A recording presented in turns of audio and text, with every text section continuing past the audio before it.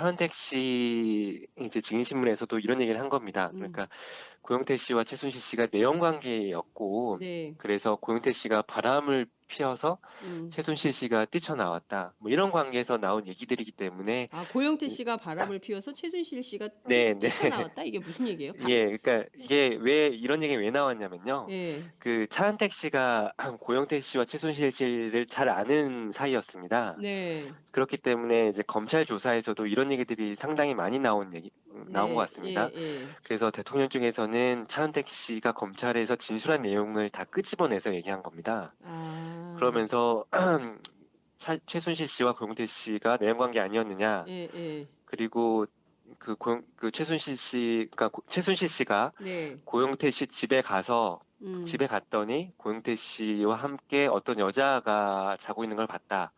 그래서 최순실 씨가 그 여자한테 누구냐라고 음. 했더니 그 여자가 최순실 씨한테 당시 아줌마는 누구냐 이런 얘기를 듣고 화가 나서 뛰쳐나왔다. 아, 뭐 이런 얘기 들어서 죄송합니다. 뭐 사랑과 전쟁이나 예.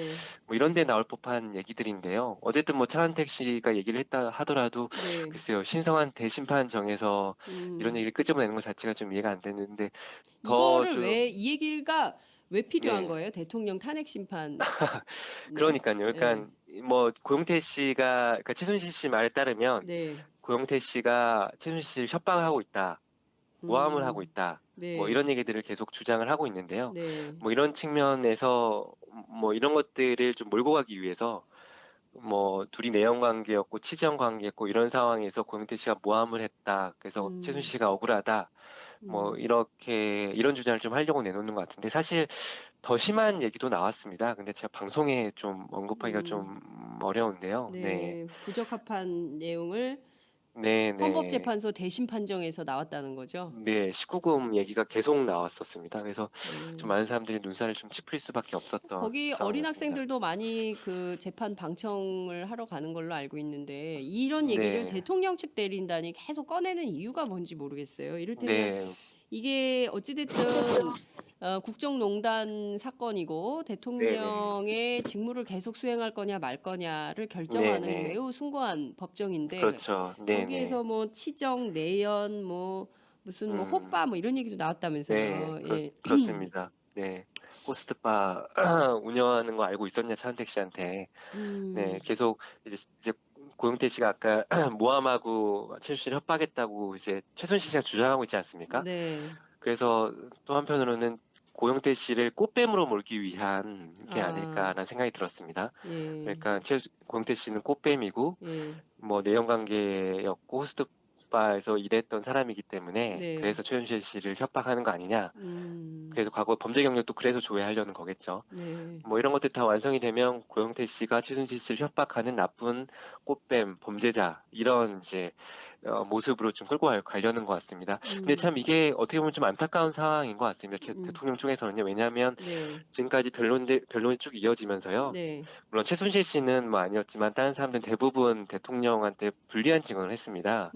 안종범 수석도 모두 대통령이 지시한 거다라고 그렇습니다. 했고요. 뭐 예, 차은택 씨도 어제 이제 대통령이 그러니까 최순실 씨가 미르재에서 영향력을 발휘하고 사실상 네, 국정에 개입했다는 얘기를 막 했었거든요. 네, 이런 상황에서 결국에는 대통령 쪽에서 할 수 있는 얘기가 예, 뭐 이런 얘기들을 할 수밖에 없는 거 아닌가. 예, 좀 이런 얘기가 좀 들었고요. 예. 근데 네네, 불러내는 그렇습니다. 증인마다 전부 대통령 측에 불리한 진술을 하고 있는데 네네. 그런데도 39명을 또 불러요.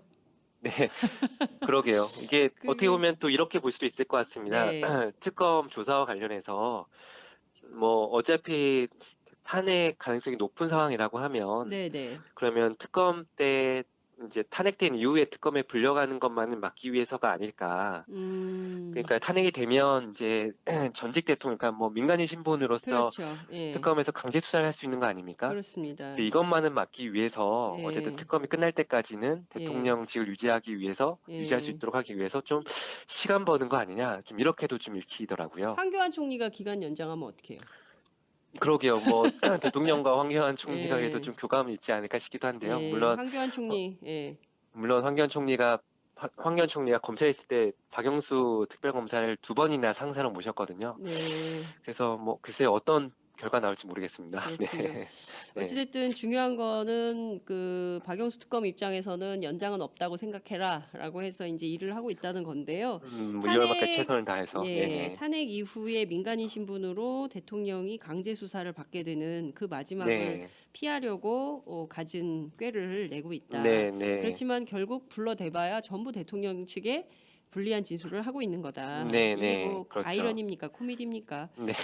그렇죠. 어제 출석한 차은택 씨에 따르면 네. 최순실 씨 어깨 너머로 대통령 목소리가 들렸다. 그 네네. 아무래도 둘간 사용하는 네. 전용 전화가 있는 것 같았다. 이런 증언도 네네. 있었습니다. 이게 지난번 그 정호성 비서관이 네. 얘기했던 차명폰 그걸 얘기를 네네. 하는 건가요? 이를테면 차명폰이라면 구체적으로 누구 명의로 한 건지에 대한 거가 네. 해명이 돼야 되는데 지금 그게 없기 때문에 대포폰 아니냐. 네. 그럼 네. 이거는 전기통신사업법에 따라서 처벌 그쵸. 대상인 이런 상황인 거죠? 예. 네. 뭐 차은택 씨가 뭐 그 최순실 씨가 사용하는 게 정확히 누구의 명의인지는 뭐 알 수는 없다고 했는데요. 아, 그래요. 어쨌든 뭐 차명폰인 것 같다라고 했습니다. 왜냐하면 차은택 씨 말에 따르면 최순실 씨와 일하는 모든 사람들이 다 그 자신 명의가 아닌 다른 사람의 명의를 폰을 사용하도록 했다고 하더라고요. 아, 최순실 그 씨와 일을 하려면 일단 대포폰을 써야 네. 돼요. 네. 그래서 어, 차은택 씨도 이제 자기 명의 핸드폰을 쓰지 않고 자기 회사의 이제 막내 작가인가요? 그 음, 사람의 이제 명의의 그 폰을 사용했다고 하더라고요. 네.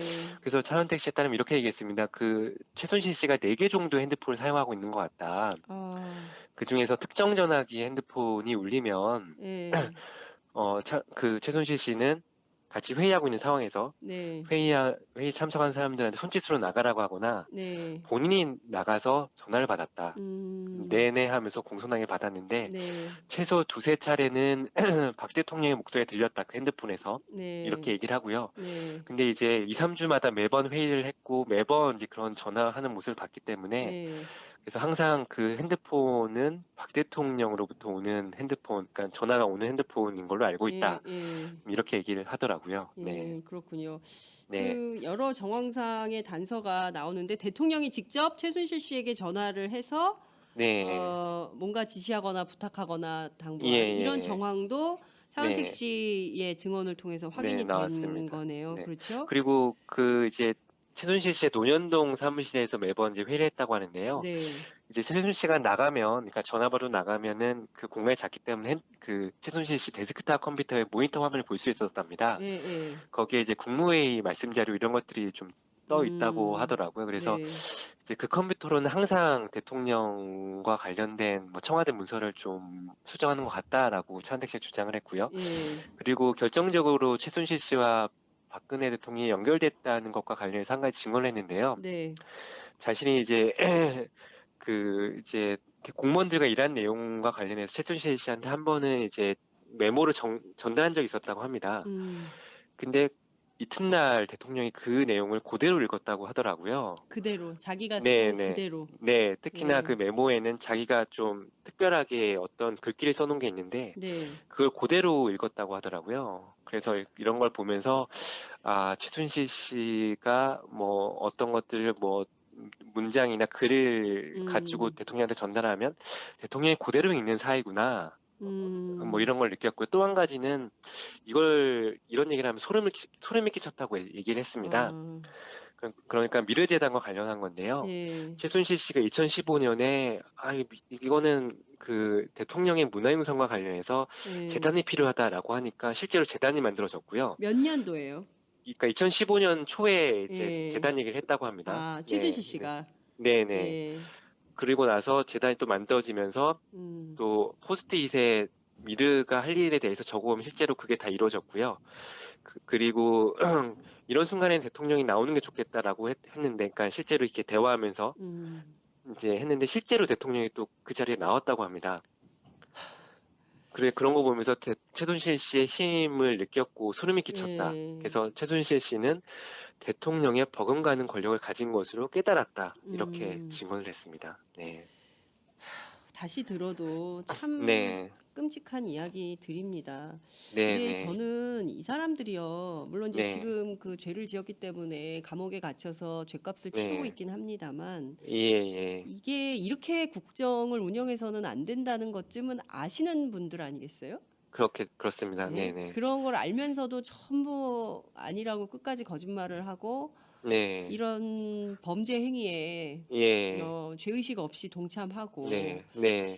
그리고 지금까지도 뭘 잘못했는지 나는 잘못이 없다라고 주장하는 대통령 네. 참 이게 아이고 정말 한심한 수준이다 이런 생각이 좀 듭니다.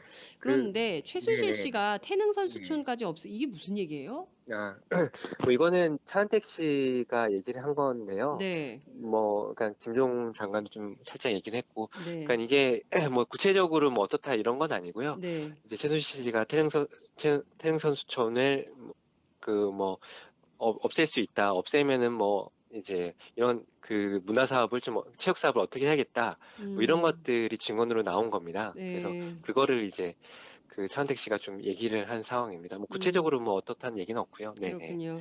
네. 이승철 전경련 부회장이 국회 네. 위증죄보다 청와대 요구가 더 무서웠다. 네네. 우선 네. 이 네. 주장은 네. 어떤 정치적 함의가 숨어 있다고 보십니까? 지금 이 양반이 지금 구속은 안 됐어요. 그죠? 네네. 네, 네. 그래서 그쵸. 어쨌든 자신의 어떤 그 안위를 위해서 네. 지금 이런 말을 하고 있는 거죠. 왜냐면은 이전에 그 국정감사장이나 이런 데 나와서 네. 했던 그 태도하고 너무 다르거든요. 네네. 그렇죠. 이게 자신이 빠져나가기 위해서 이런 얘기를 하는 건지 네. 아니면 일말의 진정성이 있는 건지 네. 어떻게 봐야 될까요? 이게 그 우선은 제가 이런 얘기를 하는 사람들을 여러 봤는데요. 그러니까 네, 이번 국면에서 네, 재밌게도 지난주에 정현식 K스포츠 재단 음, 사무총장도 이런 얘기를 했습니다. 그러니까 네, 법정에 나와서 그 신변 보호를 해달라 이렇게 얘기를 했었고요. 네, 그리고 어제 차은택 씨도 이런 얘기를 똑같이 했습니다. 그 자기가 중국에 있을 때 네, 뭐 최 씨나 최순실 씨의 이제 아랫사람들한테 전화를 받았는데 무서워서 결국에는 일본으로 도망쳤고 한국에 음, 왔다 이렇게 했습니다. 음, 그러니까 차한택 씨 말로는 최순실 씨가 어떻게 할지 모른다. 특히 대통령의 버금가는 권력을 가지고 있기 때문에 음, 내가 어떻게 될지 모른다 하면서 이런 얘기를 했었는데요. 네, 뭐 이승철 부회장도 약간 비슷한 뭐 얘기였습니다. 물론 음, 이승철 부회장 이와 관련해서 구체적으로 얘기한 건 아닙니다. 네, 이제 강일원 재판관이 좀 물어봤었거든요. 네, 국회에서는 그 정경련이나 기업들이 자발적으로 이제 모금을 해서 돈을 냈다고 했는데 네, 그 이후에는 왜 청와대 지시라고 그렇죠. 말을 바꿨냐 이렇게 얘기를 예, 했더니 뭐 국회에서 위증하는 것보다 청와대 요청이 있었고 그게 더 무서웠기 때문에 음, 했다라고만 짤막하게 답했는데요. 네, 좀 이런 것들 보면 청와대한테 엄청난 압박을 느꼈다고 밖에는 볼 수 없을 것 같습니다. 음,